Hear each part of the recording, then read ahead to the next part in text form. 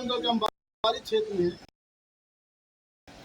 जहां पर आज स्वर्गीय रामनिवास यादव, जो कि उत्तर प्रदेश के पूर्व मुख्यमंत्री थे और मध्य प्रदेश के राज्यपाल भी थे, उनके बड़े सुपुत्र रामनिवास यादव जी हैं और उनकी पुत्र वधू रोशनी यादव जी हैं, जो कि कांग्रेस पार्टी की प्रवक्ता भी हैं और मध्य प्रदेश में और स्टार प्रचारक में इनका नाम भी सूची में चल रहा है। और ये इनका आज आगमन आजमगढ़ में हुआ है।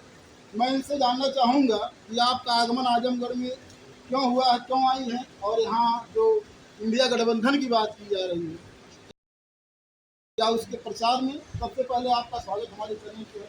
बहुत बहुत धन्यवाद क्योंकि आपने मेरा परिचय दिया कि मैं स्टार प्रचारक कांग्रेस, तो कांग्रेस और इंडिया गठबंधन के नाम ये मेरा दायित्व बनता है कि उत्तर प्रदेश से लेकर मध्य प्रदेश से लेकर और पूरे देश में जो युवाओं के प्रति बेरोजगारी का एक आलम आप पूरे देश में देखते हैं। और आज सबसे बड़ा मुद्दा एक महिला के नाते, चूंकि प्रदेश में और देश में और केंद्र में आज केंद्र की सरकार से सबसे बड़ा सवाल है उस गृहिणी महिला का। ये जो कहते हैं कि आदिवासी, शोषित, वंचित, पिछड़ा वर्ग और हर समाज की बहनों को ये सम्मान देते हैं, तो आज ये जो गृहिणी जो बहनें हैं, आज उनकी जीवन दिनचर्या पे जो महंगाई की मार पड़ रही है, गरीबों पे, किसानों पे, उस पर क्यों मोदी जी कोई सवाल नहीं, क्यों अपना मुंह नहीं खोलते। तो मुझे लगता है कि आज जिस तरीके से किसान की दोगुनी आय करने का झूठा वादा आप देखिए उनके संकल्प पत्र में कहीं नजर नहीं आता, तो जिस तरीके से इस पूरे देश को और प्रदेश को, उत्तर प्रदेश को ठगने का काम किया है। आज यहाँ देखें उत्तर प्रदेश का जो युवा है, हर एग्जाम में बैठने से पहले उसका पेपर लीक हो जाता है।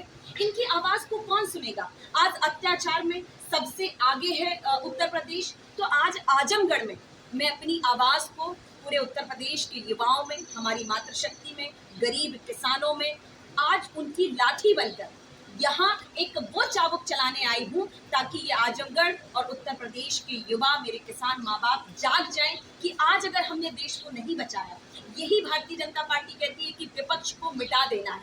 अगर विपक्ष को मिटा देंगे तो ये विपक्ष कैसे उन गरीब, किसान, बेरोजगार युवाओं की आवाज को उठा पाएगा। और विपक्ष को मिटा देंगे तो ये सरासर ये कहते हैं कि लोकतंत्र की हत्या हो रही है। और आज इस लोकतंत्र की हत्या और संविधान को बचाने के लिए इंडिया गठबंधन को एक होना पड़ा है और हम एक होके देश में नई क्रांति के साथ इंडिया गठबंधन को गढ़ने का कार्य करेंगे। अब तक तो जो 3 चरण चुनाव हुआ है, 4 चरण का, इसमें इंडिया गठबंधन को आप कहाँ देख पा रहे हैं?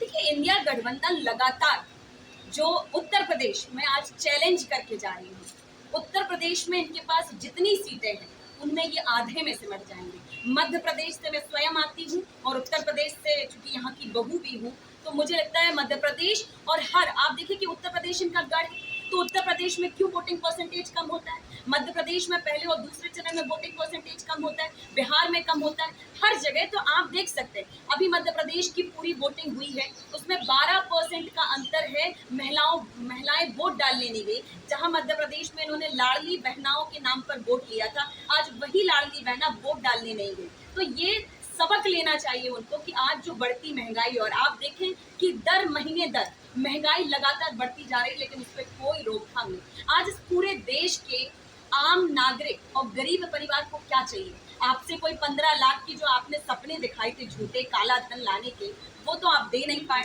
नोटबंदी करके अपनी माँ का लाइन में खड़ा होकर के प्रदर्शन दिखाते हैं मोदी जी, जबकि हमारी हिंदू संस्कृति और जिस राम राज्य की वो प्रस्तुति देते हैं, तो मुझे लगता है उन संस्कारों में तो हम परिवार को बांध कर चलते हैं। मोदी जी चाहते हैं कि कांग्रेस वाले जो है ओबीसी का आरक्षण मुस्लिम में बांटने का काम कर रहे हैं, इस पे आप क्या कहेंगे?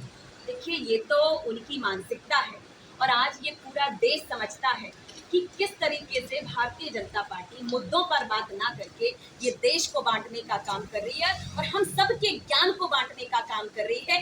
आज ये वही 1947 की आजादी के बाद इस पूरे देश में नारा चला करता था कि हिंदू, मुस्लिम, सिख, ईसाई आपस में हम भाई भाई। आज कहीं आपके कानों में ये सुनाई देता है? तो क्या ये साजिश समझ में नहीं आती है पूरे देश को कि किस तरीके से ये हमें बंटवारे में बांटना चाहते, हिंदू मुस्लिम करना चाहते। लेकिन आज भारतीय जनता पार्टी को मैं आपके माध्यम से ये कहती हूँ कि ये हिंदू मुस्लिम मांस मछली करना बंद कर दें, क्योंकि ये धिक्कार है ऐसे प्रधानमंत्री पे जो खुद को कहते हैं कि 140 करोड़ देशवासियों का मैं परिवार हूँ, मैं उस परिवार का सदस्य हूँ। तो जिसने अपने परिवार की पूछ ना की हो वो इस देश के परिवार क्या चलाएगा? क्या अभी मंगलसूत्र की बड़ी चर्चा है, इस पे आप महिलाओं से क्या कहना चाहिए? देखिए, मंगलसूत्र छीनने का जो बड़ा ही मुझे लगता है कि आज कांग्रेस पार्टी ने, और ये कांग्रेस पार्टी बहुत ही बड़ा एक राष्ट्रीय दल रहा है, और सही मायने में अगर मंगलसूत्र की कीमत किसी ने चुकाई है तो सोनिया गांधी जी ने राजीव जी के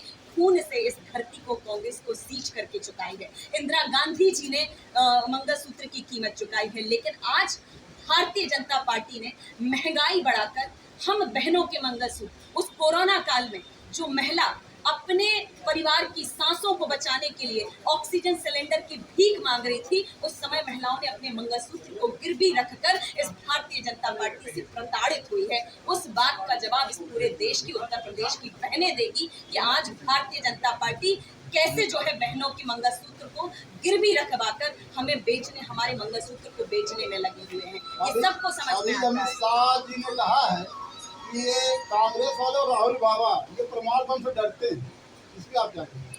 देखिए, परमाणु बम से सबको डरना चाहिए, परमाणु बम की तो नौबत नहीं आना चाहिए।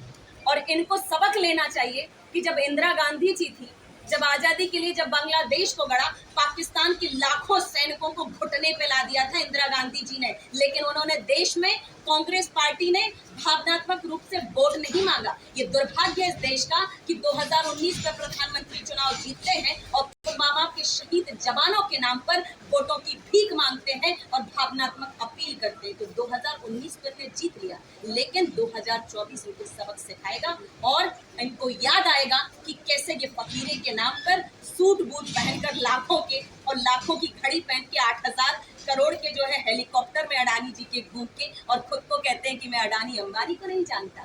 तो ये एक जवाब अंतिम सवाल आपसे, यहाँ फूलपुर पौनी विधानसभा की जनता ये जानना चाहती है